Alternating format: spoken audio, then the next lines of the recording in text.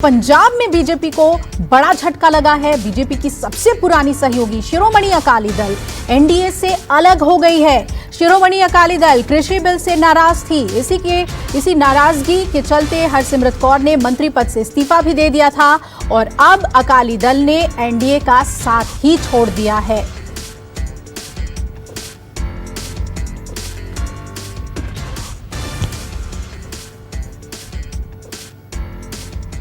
तो महाराष्ट्र में सियासी हलचल और इधर पंजाब में बीजेपी से अकाली दल का साथ छूटना, इस पर बातचीत के लिए हमारे साथ मेरे सहयोगी जुड़ रहे हैं। महाराष्ट्र से विनोद जगदाले हैं, यहाँ दिल्ली से अमित मेरे साथ जुड़ रहे हैं और पंजाब की राजनीति, वहां की स्थिति को समझने के लिए विशाल एंग्रिश हमारे साथ जुड़ रहे हैं। पहले महाराष्ट्र का रुख कर लेते हैं। विनोद जगदाले हमारे साथ हैं।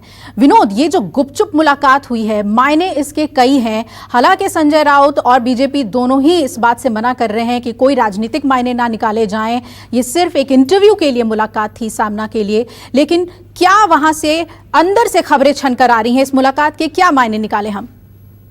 देखिए, सबसे एक जरूरी बात होती है कि अगर किसी का इंटरव्यू आपको करना है, देखिए सामने आजकल क्या करता है कि ऑडियो वीडियो एक इंटरव्यू रिकॉर्ड कर लेता है और वो मराठी न्यूज चैनल पर पब्लिश होते हैं। तो उसके लिए अगर समय चाहिए तो आप फोन कॉल पे भी समय ले सकते हो या एसएमएस के द्वारा भी दोनों का वक्त तय हो सकता है। लेकिन यहाँ पर गुप्त तरीके से बैठक हुई और इसको एक अच्छा नाम दिया जा रहा है कि नहीं, सामना के लिए इंटरव्यू करना था तो इसके लिए मुलाकात हुई।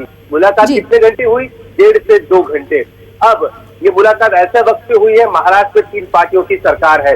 इस 3 पार्टियों की सरकार में सबसे ज्यादा हावी है एनसीपी, राष्ट्रवादी कांग्रेस पार्टी, अजित पवार, जो सबसे ज्यादा सरकार पर हावी है और कहीं ना कहीं इससे शिवसेना और कांग्रेस नाराज दिखाई पड़ रही है। कई मुद्दे हैं उस पर इनके बीच में नहीं जम रही है। तो ये मुलाकात उसके लिए काफी अहम है। दूसरा, आपने देखा ही होगा कि एनडीए का कुनबा बिखरता जा रहा है। सबसे पहले अगर बात करें तो चंद्रबाबू नायडू को वहां से निकलना पड़ा एनडीए से, उसके बाद शिवसेना निकली और अब अकाली दल। ऐसे में भारतीय जनता पार्टी को चाहिए कि नहीं, एक मजबूत साथी जो हिंदुत्ववादी है वो उनके साथ रहे। तीसरी बात करें तो चंद्रकांत दादा पाटिल जो महाराष्ट्र के प्रदेश अध्यक्ष है, उन्होंने 3 से 4 महीने पहले एक अहम बात कही थी। वो बात उन्होंने कही थी कि महाराष्ट्र में शिवसेना और बीजेपी फिर से सत्ता में आ सकते हैं, लेकिन इसके आगे कोई भी विधानसभा और लोकसभा चुनाव वो एक साथ नहीं लड़ेंगे। चौथा मुद्दा मैं आपको बताना चाहता हूँ, महाराष्ट्र में 288 सीटें हैं। भारतीय जनता पार्टी के पास 105 विधायक है और निर्दलीय और अन्य उसके जो दोस्त है उसकी मिला के आंकड़ा 223 तक जा रहा है। 144 वहां पर विधायक चाहिए सरकार बनाने के लिए। तो नंबर गेम में 20 से 21 विधायक कम है। इतनी बड़ी टूट फिलहाल महाराष्ट्र में संभव नहीं है। जो टूट कर्नाटक में की गई वो संभव थी, मध्य प्रदेश में की गई, लेकिन महाराष्ट्र में ये पॉसिबल नहीं है। इसके लिए कहीं ना कहीं ये दूसरे एक साथ आने की बात यहाँ पर फिर से उठने लगी है और कहीं ना कहीं एक दूसरे को ऑफर भी दिया गया होगा। ये बात का नकारा नहीं जा सकता। बिल्कुल, लेकिन विनोद, जिस तरह का समीकरण आप बता रहे हैं और नंबर्स भी आपने यहाँ पे जिक्र कर दिया, हम भी अपने दर्शकों को दिखा रहे हैं महाराष्ट्र का सियासी समीकरण क्या है। हमारे साथ इस बीच अभय दुबे भी जुड़ गए हैं, राजनीतिक विशेषज्ञ। लेकिन उससे पहले हम जो पंजाब में जो स्थिति बनी है और उससे हम महाराष्ट्र को अगर कनेक्ट करने की कोशिश करें तो विशाल, 22 साल पुराना रिश्ता टूटना ये कोई मामूली बात नहीं है। पंजाब में आने वाले चुनाव को लेकर ये फैसला अकाली दल ने लिया है या बीजेपी की जिद है? पॉलिटिकली इसे कैसे देखा जा रहा है पंजाब में, ये जो गठबंधन टूटा है उसे? और से काफी प्रेशर भी बना हुआ था। पंजाब में जो किसान आंदोलन है लगातार ही तेजी भी पकड़ता जा रहा था और बीजेपी के खिलाफ एक लोक लहर भी पैदा हो रही थी और उसी के चलते लगातार ही अकाली दल के ऊपर प्रेशर भी था। सबसे पहले हरसिमरत कौर बादल ने जिस तरह से उन्होंने रेजिग्नेशन दिया और उसके बाद कहा कि गठबंधन में उनकी सुनी नहीं जा रही, ना उनसे कोई विचार चर्चा की जा रही है, बल्कि 3 महीने से वो लगातार ही प्रधानमंत्री ऑफिस हो चाहे कृषि मंत्री हो, उनको कहती आई है कि पंजाब के किसानों का जो 3 बिल है उनको पोस्टपोन कर दिया जाए, जहां उनको स्टैंडिंग कमेटी को भेज दिया जाए। लेकिन किसी ने भी उनकी नहीं सुनी और इसके अलावा उनके पास कोई चारा नहीं था कि वो जो केंद्रीय कैबिनेट है उनको अलविदा कह के वापस पंजाब आ जाए। और ऐसा ही अब अकाली दल के ऊपर भी हो रहा था। तो लगातार ही दबाव भी था, क्योंकि जो अकाली दल का वोट बैंक है वो जो रूरल ज्यादा और शहरी कम है, और रूरल क्षेत्र के जितनी भी सीट थी जहाँ अकाली दल के जितने भी ग्राउंड लेवल के नेता थे वो लगातार ही कह भी रहे थे। लेकिन जब ये गठबंधन बना था, जब ये एनडीए बना था, तो उस समय अकाली दल और भारतीय जनता पार्टी का जो गठबंधन हुआ था वो हिंदू और सिखों की राजनीति के ऊपर हुआ था कि एक कॉम्बिनेशन बन जाए, क्योंकि आतंकवाद का दौर था और आतंकवाद के दौर के बाद ही 1997 में गठबंधन सरकार भी सामने आई थी। तो उस समय अटल बिहारी वाजपेयी थे और नेचुरल अलायंस जिसे कहते हैं हम, उस तरह से विशाल इसे हम देख सकते हैं। लेकिन शायद आगामी चुनाव पंजाब का बहुत अहम था और इसके लिए ये फैसला लेना पड़ा, जैसा कि आपने बोला कि दबाव लगातार उनके ऊपर, अकाली दल के ऊपर बन रहा था। जल्दी से अमित का हम रुख कर लें इस पर अपडेट के लिए। अमित, सेंटर में क्या असर पड़ेगा इसका? जो मुलाकात महाराष्ट्र में हुई है, क्या इसे सीधे हम कनेक्ट करें पंजाब में जो घटना घटी है उससे? यहाँ पर गठबंधन टूटता है, वहाँ पर अपने पुराने अलाई से मुलाकात होती है, पूर्व सीएम से संजय राउत ही मिलते हैं। किस तरह से देखें, सेंटर पे क्या असर पड़ेगा इसका?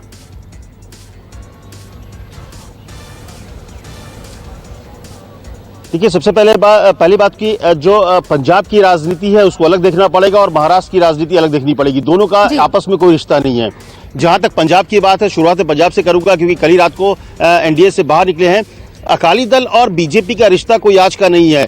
1967 में जब जनसंघ था तब पहली बार दोनों साथ आए थे, वहां पर सरकार बनाई थी और इसके बाद भी सरकार में वहां पर पंजाब में बीजेपी या तो जनसंघ के तौर पर या फिर बीजेपी तौर पर प्रकाश सिंह बादल के समर्थन में रहे थे वो लोग। लेकिन इस बार जो माहौल है एकदम डिफरेंट है। अगर आप देखें तो पिछले 5-7 साल में वापस चले जाएं पंजाब की राजनीति में, तो बीजेपी की तरफ से लगातार इस बात का दबाव था कि रिश्ता तोड़ना चाहिए, क्योंकि वहां पर जो एक एंटी इनकम्बेंसी या फिर जो नाराजगी लोगों में अकाली को लेकर था उसका खामियाजा बीजेपी को उठाना पड़ रहा था। तो ऐसे में बीजेपी जो टीम थी, जो बीजेपी की कोर टीम है, वो बार बार यही कह रही थी कि अकाली से रिश्ता तोड़िए। नवजोत सिंह सिद्धू का बीजेपी से बाहर जाने का सबसे बड़ी वजह यही थी कि अकाली दल से रिश्ता तोड़ने की। और कहीं ना कहीं आप अगर इस पूरे पंजाब की राजनीति को देखें तो वहां पर बीजेपी और उनका रिश्ता जो है अब प्रकाश सिंह बादल क्योंकि अब रहे नहीं, जो एक सम्मान था, जो एक रिश्ते को संभालने की स्थिति थी, वो अब रही नहीं। तो ऐसे में ये रिश्ता टूटना था और बीजेपी की तरफ से भी मुझे नहीं लगता है कि बहुत ज्यादा इस रिश्ते को बचाने का प्रयास किया गया, क्योंकि एक मौका था बीजेपी के पास, क्योंकि बीजेपी चाहती नहीं थी कि वो ये संदेश दे कि अपने सबसे पुराने सहयोगियों को उसने बाहर किया है। यही मौका मिला जब वो पार्टी से खुद निकल गई, एनडीए से खुद निकल गई। अगर आप महाराष्ट्र की बात करें, महाराष्ट्र में ऐसा कुछ बड़ा सियासी उलटफेर अभी फिलहाल नहीं होने जा रहा है।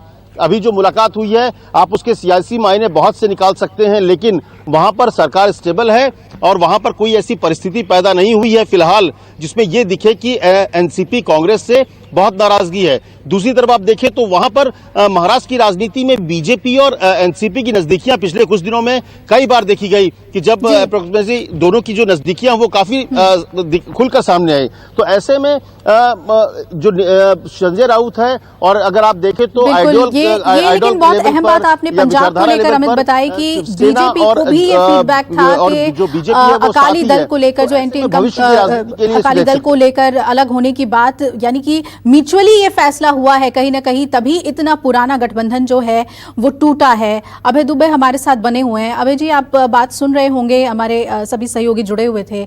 महाराष्ट्र और पंजाब दोनों की ही हम बात कर रहे हैं। क्या इस मुलाकात को, फडणवीस और संजय राउत की मुलाकात को, ये देखें कि बीजेपी और शिवसेना एक नेचुरल अलाई रही है, लेकिन अलग हुए वो महाराष्ट्र चुनाव के बाद, फिर से आने की कुछ संभावनाएं आप देखते हैं इस मुलाकात के बाद? देखिए, पिछला चुनाव दोनों लड़ा था, प्राप्त किया, लेकिन के बंटवारे दोनों में विवाद हो गया। वो विवाद लंबा चला और इतनी कड़वाहट पैदा हुई कि वो अलग हो गए। इन दोनों के बीच में तब तक कोई समझौता नहीं हो सकता, कोई इसको हम डील कहते हैं या कोई प्रस्ताव कहते हैं, तब तक नहीं हो सकता जब तक कि भारतीय जनता पार्टी ये ना मान ले कि वो शिवसेना को मुख्यमंत्री पद देगी। असली झगड़ा इस बात पे था कि भाई शिवसेना को मुख्यमंत्री पद मिलना चाहिए जी, और फडणवीस अपना मुख्यमंत्री पद की दावेदारी छोड़ना नहीं चाहते थे। और जाहिर है उनका मानना था कि हमारे पास ज्यादा संख्या है और हम मुख्यमंत्री बनाएंगे, पहले भी हम मुख्यमंत्री थे। तो जब तक मुख्यमंत्री पद की जो महत्वाकांक्षाएं हैं दोनों पार्टियों की, उसके बीच में कोई समझौता नहीं होगा, तब तक दोनों के बीच में किसी किस्म का तालमेल नहीं हो सकता। अभी 3 पार्टियों की सरकार चल रही है, 3 पार्टियां होती हैं, कुछ न कुछ उसमें मतभेद थोड़े बहुत होते हैं। अभी कंगना राणावत के सवाल पर, दूसरे सवालों पर कुछ मतभेद सामने आए थे। लेकिन ये मतभेद इतने बड़े नहीं है कि ये सरकार टूट जाए। तो मैं आपके संवाददाता जो विश्लेषण कर रहे थे उनकी इस बात से मैं सहमत हूं।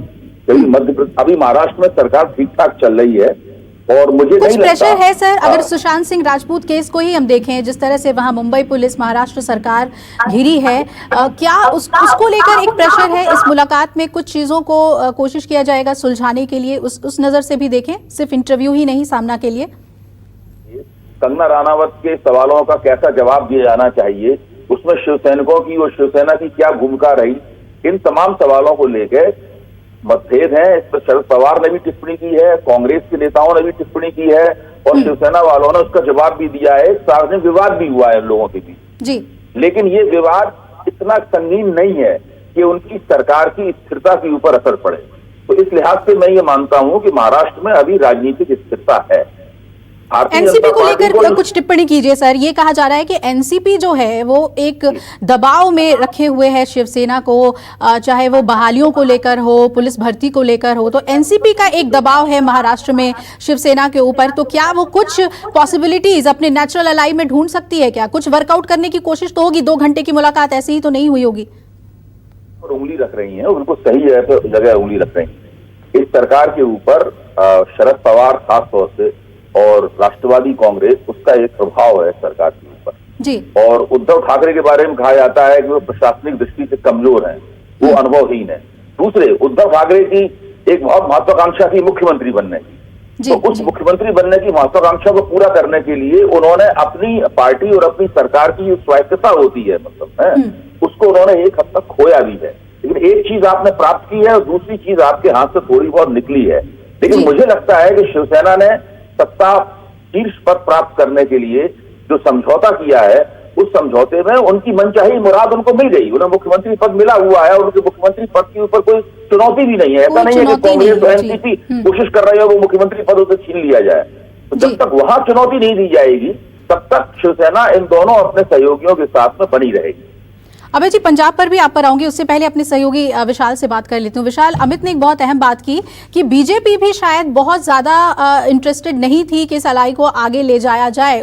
नाराजगी बीजेपी को भी थी किसान बिल को लेकर। क्या बीजेपी इस उम्मीद में थी कि अकाली दल उनके साथ खड़ा होगा, लेकिन चुनाव की वजह से एक दबाव में आकर अकाली दल ने पूरी तरीके से इसमें स्टैंड ले लिया बीजेपी के खिलाफ?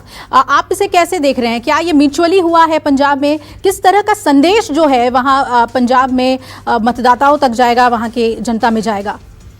देखिए, जो बीजेपी थी पहले 23 सीटों के ऊपर चुनाव लड़ती थी और 117 सीटें हैं, बाकी के चुनाव अकाली दल लड़ता था। लेकिन पिछले कुछ समय से बीजेपी 50-50 की बात करने लगी थी कि हमें 50 सीटें दी जाए, लेकिन अकाली दल ने किसी भी तरह से उसका कोई जवाब नहीं दिया था। लेकिन जिस तरह से किसानों का आंदोलन शुरू हुआ, चाहे उसमें व्यापारी कूद गए पंजाब में, क्योंकि पंजाब की जो आर्थिकता है वो कृषि के ऊपर ही निर्भर करती है और यही कारण था कि मंडियों के जो आड़ती थे, पल्लेदार थे, जहां जितना भी खेती बाड़ी से जुड़ा हुआ कारोबार था वो सारे